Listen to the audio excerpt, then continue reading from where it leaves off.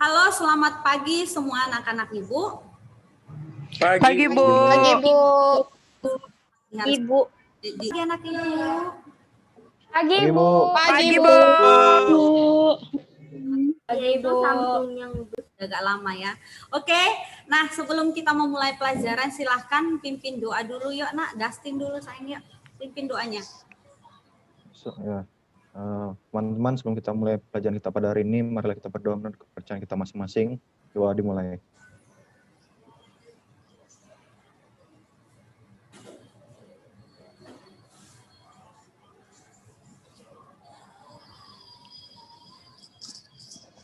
Doa selesai. Oke, terima kasih anak Ibu yang sudah memimpin doa hari ini. Nah, kita akan masuk ke materi kita. Nah, sebelumnya Ibu sudah memberikan sama kamu tentang bahan kita, kemudian Ibu juga sudah share sama kamu untuk medianya, nanti Ibu share juga PPT-nya supaya materi kita bisa tersampaikan dengan baik, kemudian kamu bisa memindahkan ke catatan kamu atau mencatat hal-hal yang penting tentang materi kita di hari ini. Oke, Nak, perhatikan di situ. Bisa dilihat layarnya semua? Bisa, Nak? Bisa, Bu. Bisa, Bu. Bisa, Bu. Kelihatan kan, Nak? Kelihatan semua? Oke, coba baca kita. Apa judulnya di situ, Nak? Perkembangan sistem politik kepartaian masa Orde Baru. Perkembangan sistem politik kepartaian masa Orde Baru. Nah, sebelum masuk kita ke dalam materi pokoknya, Ibu mau kasih dulu gambaran sama kamu. Ini ada bukan sebuah ya, ada 4 gambar di sini yang Ibu buat di PPT ini.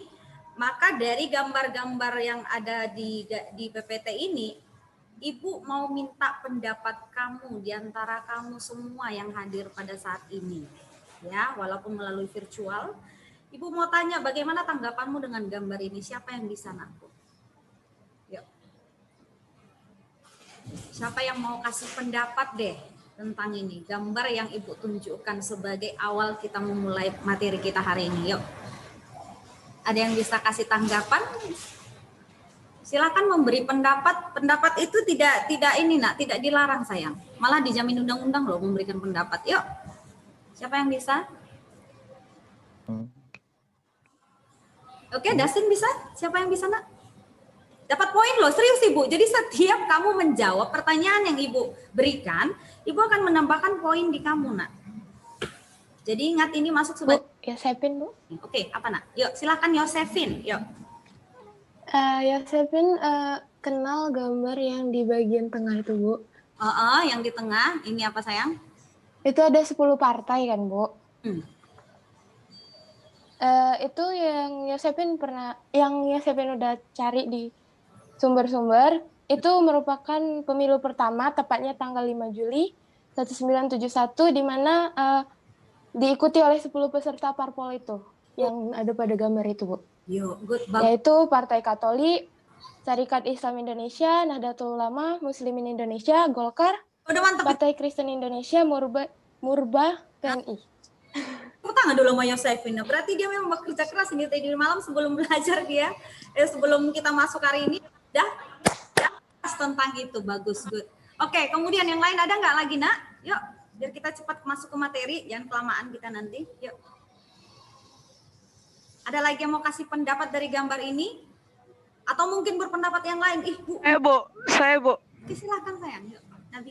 Nabila, Bu. Oke. Yang pemilu era Orde Baru yang 3 partai itu dilaksanain pas pemilu pertama gitu, kayak tahun-tahun 1977, dan itu dimenangin sama Golkar. Itu sih, Bu. Bagus jawabannya. Yuk. Siapa lagi, Nak? Ada lagi? 1 orang lagi deh, biar pas 3.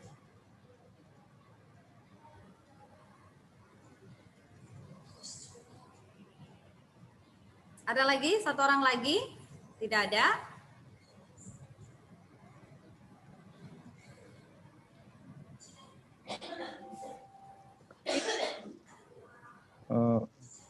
Oke, Dustin ya. Ayo, Nak. Ya, yang gambar satu lagi yang tentang 28 partai peserta pemilu tahun 1955 itu pemilu yang pertama kali Hmm. pada era Soekarno. Jadi itu hasilnya tuh yang menang kebanyakan dari PNI, Partai Nasional Indonesia, Hmm. Masyumi dan Nahdlatul Ulama, serta Partai Komunis Indonesia, Bu. Jadi Oke. ada 4 terbanyak.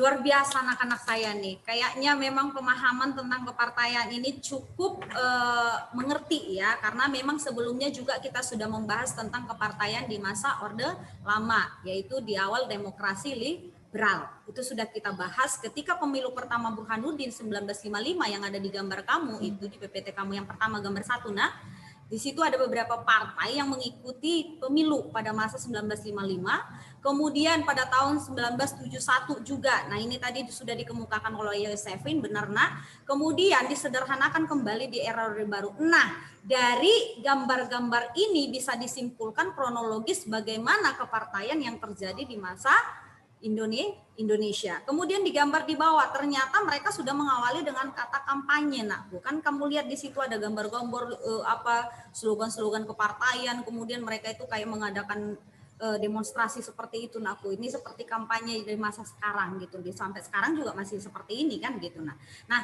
untuk lebih dalamnya kita sudah kasih stimulus tadi sama kamu sebagai gambaran untuk pembahasan topik kita hari ini. Nah, sebelum kita masuk ke materi pokoknya kita harus tahu dulu ya apa yang menjadi tujuan pembelajaran kita hari ini kan gitu. Nah, ternyata nih kalau kita lihat tujuan kita mempelajari tentang kepartaian ini agar kita tahu informasi tentang bagaimana sih sistem politik kepartaian di masa Orde Baru kan gitu. Nah, kemudian apa sih korelasi atau hubungan antara masa politik di kepartaian Orde Baru dengan masa sekarang? Dan kamu bisa membandingkan bagaimana sistem politik sekarang dengan yang dulu di masa Orde Baru. Dan kamu bisa menyimpulkan bagaimana informasi tentang kepartaian itu, dan kamu bisa melaporkannya dari hasil diskusi yang akan kita bahas di kegiatan berikutnya. Oke? Nah, kita masuk di pokok materi. Walaupun memang sebelumnya kamu sudah memahami apa itu arti partai, kemudian apa itu politik kepartaian. Kalau kita ngomongin tentang partai politik, ini merupakan organisasi yang bertujuan mempengaruhi dan untuk mendapatkan kekuasaan yang dilakukan melalui pemilu. Itu jelas ya. Namun konsep yang kita bahas topik hari ini adalah di masa Orde Baru.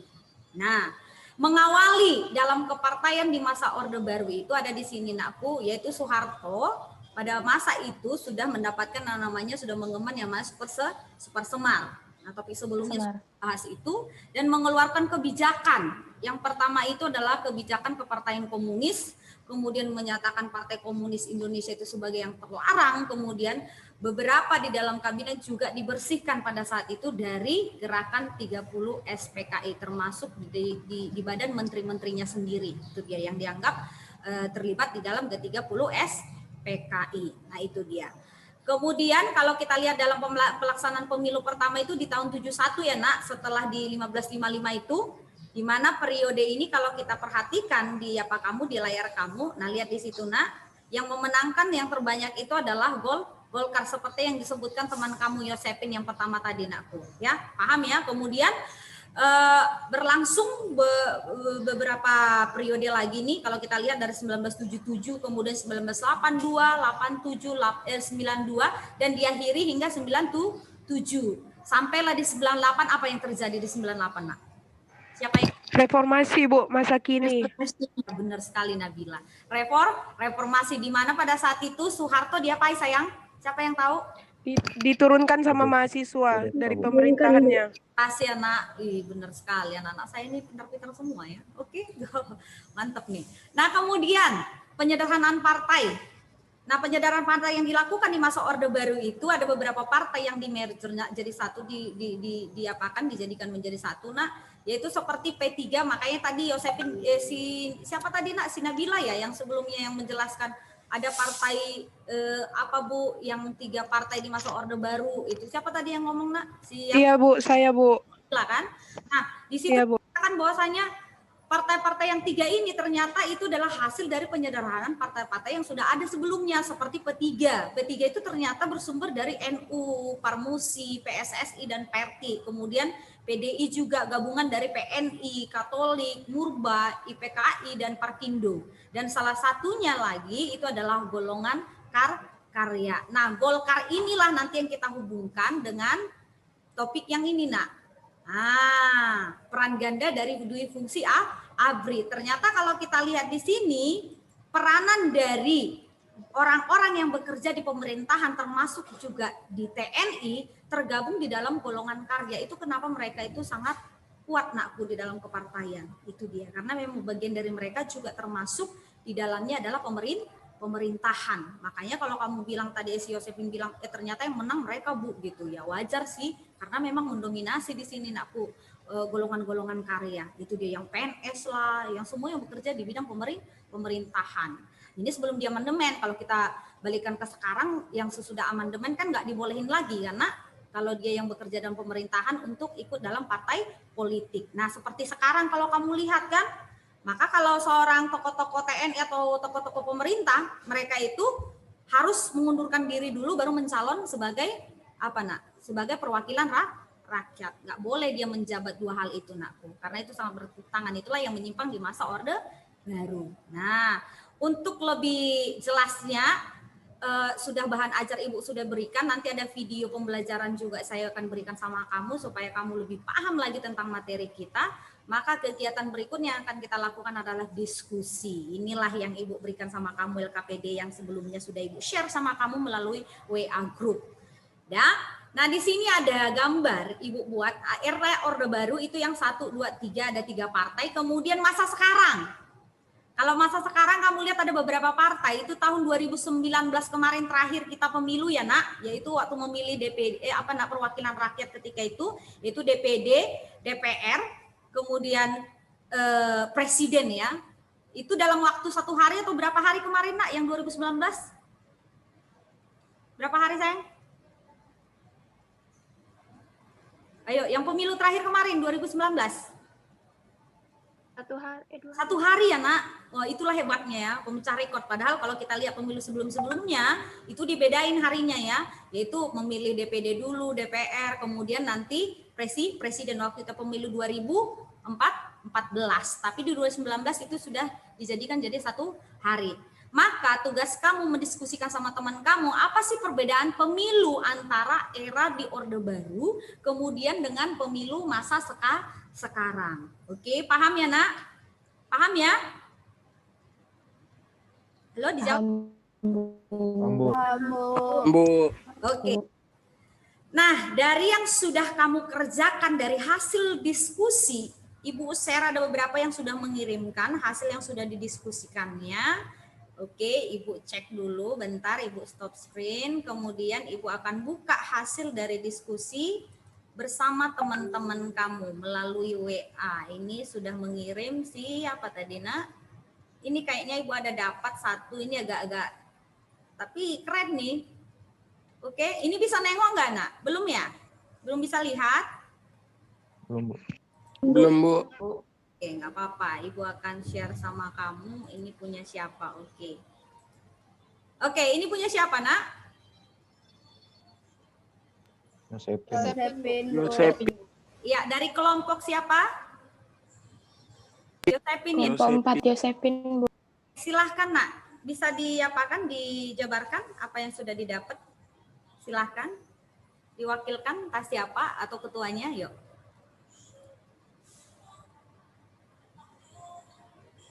Halo, nak. Tapi di situ bukan mencatat perbedaannya sih, Bu. Menurut itu apa? Urutan kronologinya sih, Bu. Boleh, silakan Kepolitikannya di masa Orde Baru. memberitahu kepada teman-teman kamu juga apa yang sudah kamu diskusikan bersama dengan satu kelompok kamu. Nah, ayo silakan. Apa yang kamu dapatkan? Jadi dasarnya itu yang gimana ya? Masa Orde Baru itu awalnya itu kalau dengar kata masa Orde Baru pasti kita tahu namanya Super Semar, Surat Perintah 11 Maret 1966. Dan di situ menciptakan kondisi dualisme kepemimpinan nasional. Jadi kedudukan antara Soekarno sama Soeharto itu sama. Namun ada waktu itu ada katanya pidato Soekarno tentang nawaskaran untuk pertanggungjawaban Presiden Soekarno dan ditolak MPRS, dan jabatan ke presidensi Soekarno di situ digantikan langsung sama Soeharto. Terus dalam kebijakan politik masa Orde Baru itu ada 3 yang identiknya tuh. Yang pertama pelaksanaan pemilu, yang mana pemilu pertama itu tanggal 5 Juli 1971, di mana di situ kita memilih anggota DPR dan DPRD yang diikuti 10 peserta tadi, partai-partai Katolik, Syarikat Islam, dan lain-lain.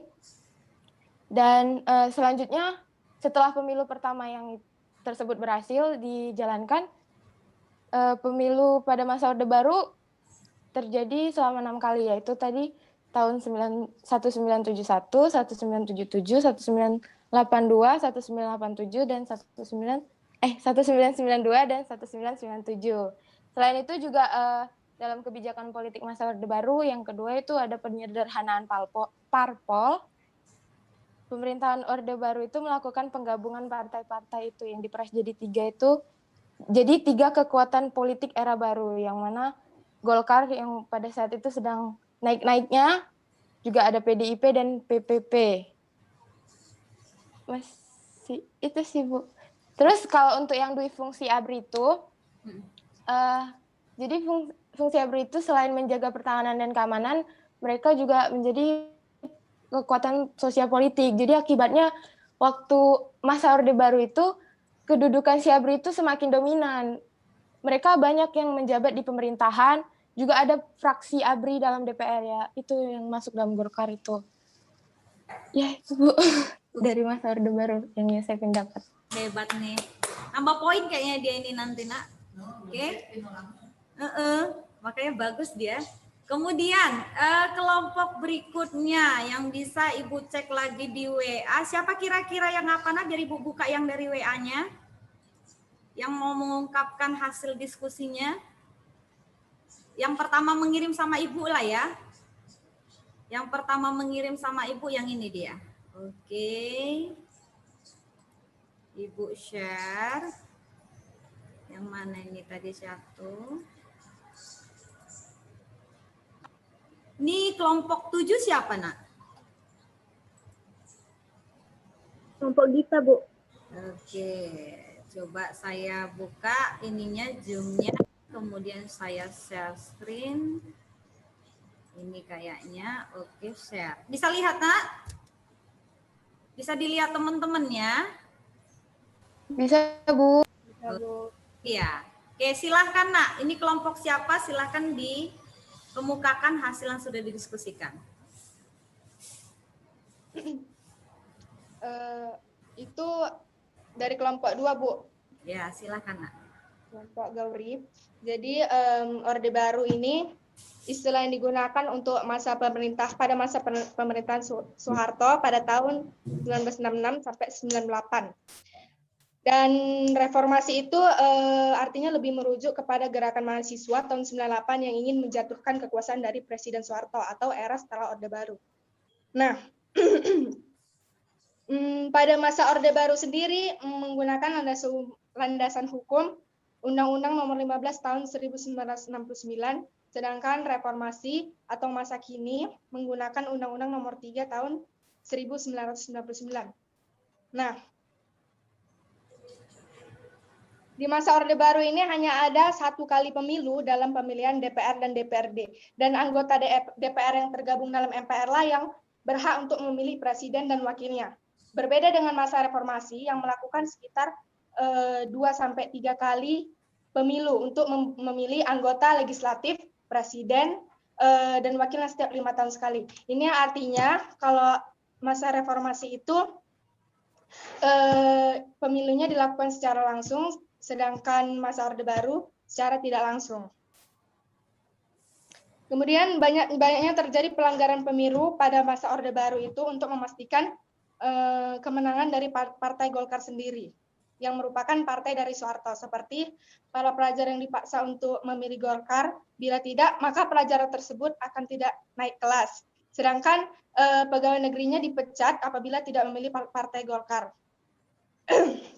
Sementara enggak hanya itu, Presiden Soeharto pada saat itu juga melakukan pembatasan terhadap partai politik. Jadi partai-partai politik itu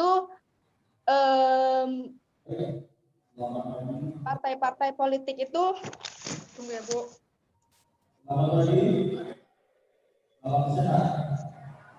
Jadi partai-partai politik itu tidak bebas dalam melakukan kampanye karena dibatasi.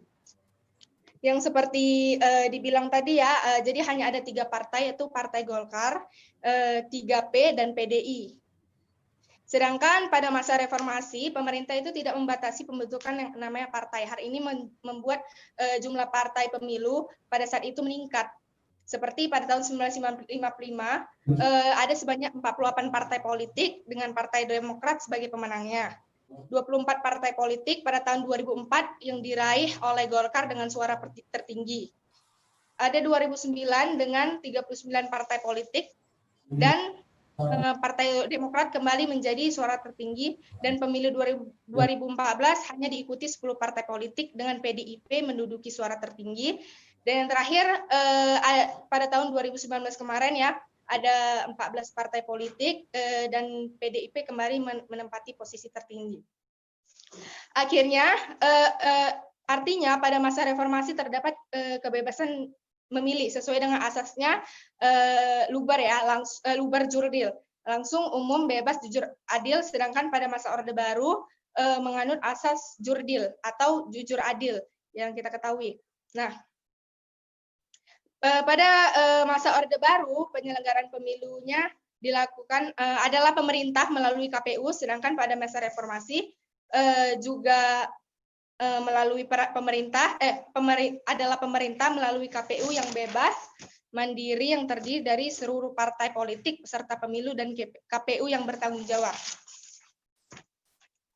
Nah, pada masa Orde Baru juga kekuatan politik itu berada di tangan pemerintah, sedangkan di masa reformasi kekuatan politiknya berada di tangan partai politik. Pada masa Orde Baru menggunakan rezim di mana represi politik menjadi alat politik bagi penguasa, sedangkan di masa reformasi politik itu sebagai kekuatan partai politik. Itu aja sih Bu yang bisa dirangkum dari kelompok 2 yang bisa kami diskusikan, hasil diskusi dari kami. Tangan dulu nak, satu kelompok ini Mak, luar biasa jawabannya. Kayak gini lah Nak, yang namanya kelompok yang benar ini saling berdiskusi baik dengan teman kamu. Jadi menjalin communication, jadi akhirnya mendapatkan bahan yang benar-benar bagus gitu. Oke, kemudian dari kelompok yang berikutnya ada satu lagi lah ya Nak ya.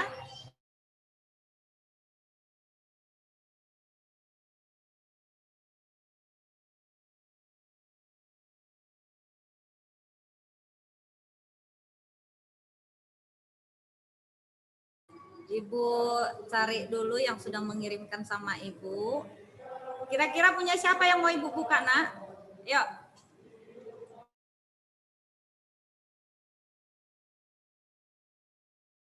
Ezra, Bu.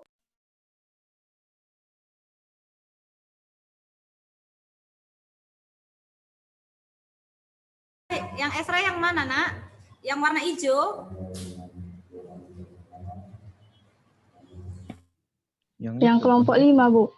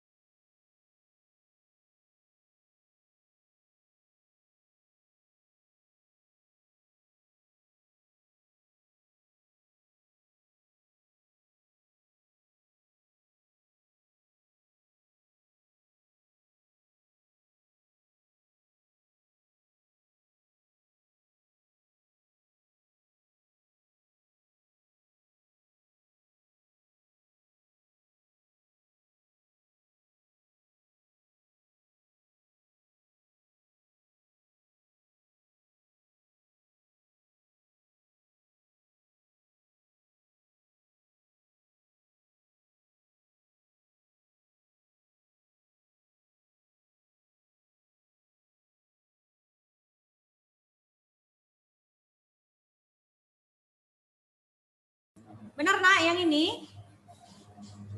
Anak Ibu? Iya, Bu. Oke, silahkan. Yuk, terakhir yuk. Kita Perbandingan pemilu pada masa Orde Baru dan masa sekarang. Yang pertama itu ada perbandingannya di pengawasan. Pada masa Orde Baru, pengawasan dilakukan pemerintah melalui Bawaslu, yaitu Badan Pengawas Pemilihan Umum. Pada masa reformasi, pengawasan dilakukan pemerintah melalui Bawaslu yang terdiri dari Panwaslu, LSM, dan Rektor Unprel. Yang kedua, perbandingannya ada di dasar UU, Undang-Undang. Pada masa Orde Baru menggunakan dasar Undang-Undang Nomor 15 Tahun 1969. Pada masa Orde sekarang menggunakan dasar Undang-Undang Nomor 3 Tahun 1999.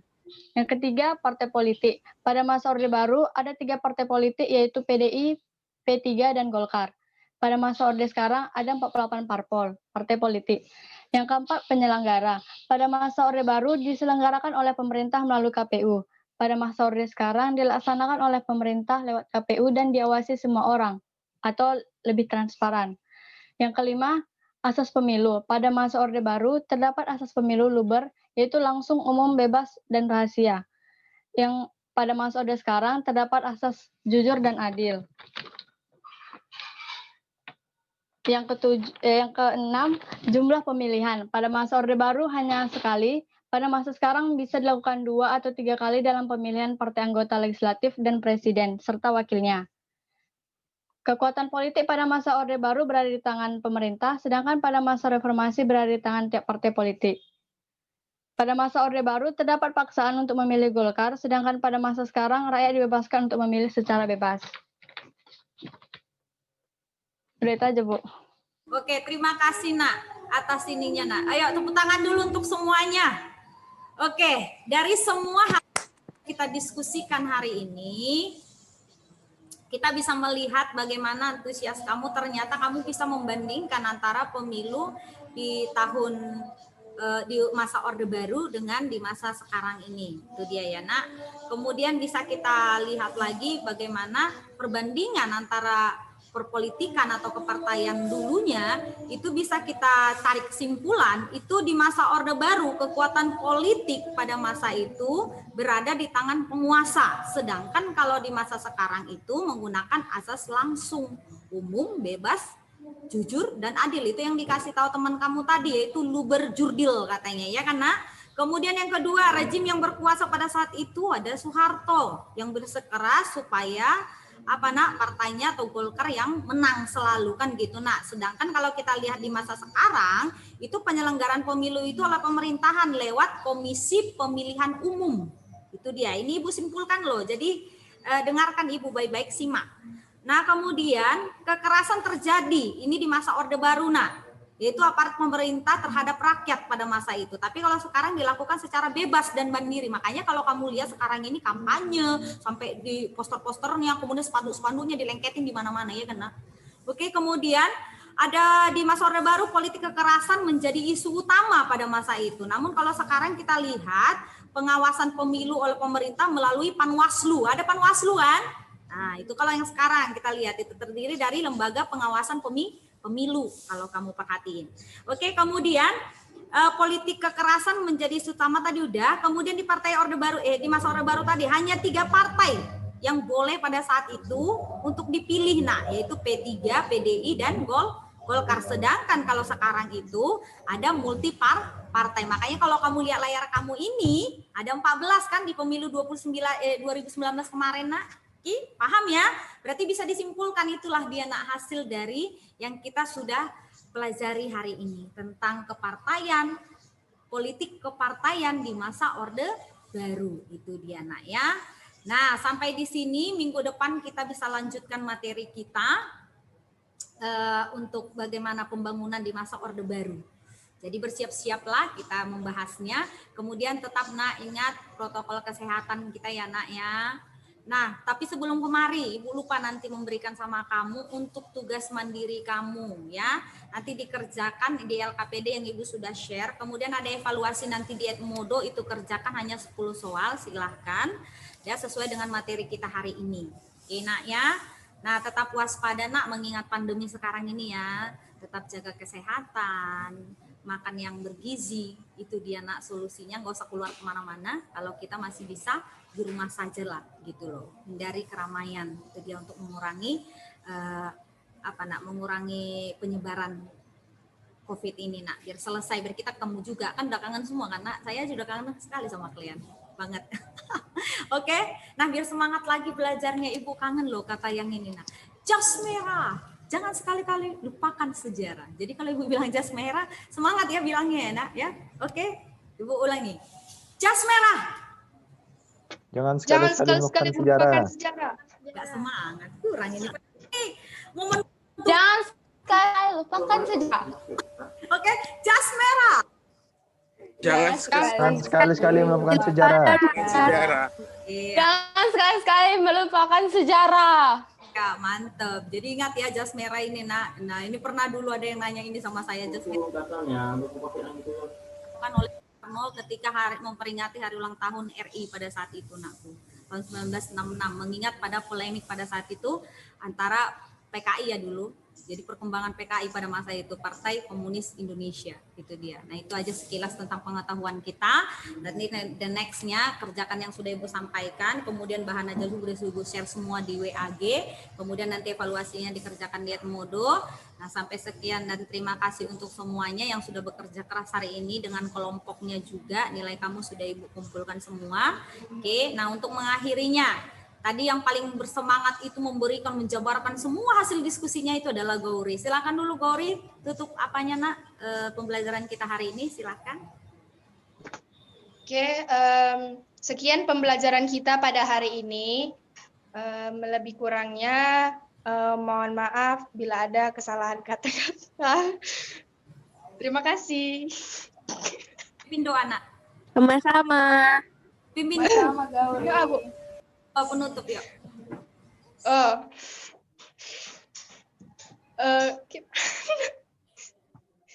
Habislah pelajaran kita hari ini. Untuk menutupnya, marilah kita mengucapkan Doa. ya, kita berdoa menurut ajaran dan kepercayaan masing-masing. Doa dimulai. Doa selesai. Oke, terima kasih. Salam berjumpa minggu depan ya nak ya. Oke, salam cepat, Gaman.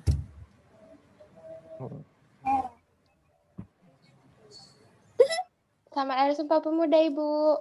Selamat Hari Sumpah Pemuda.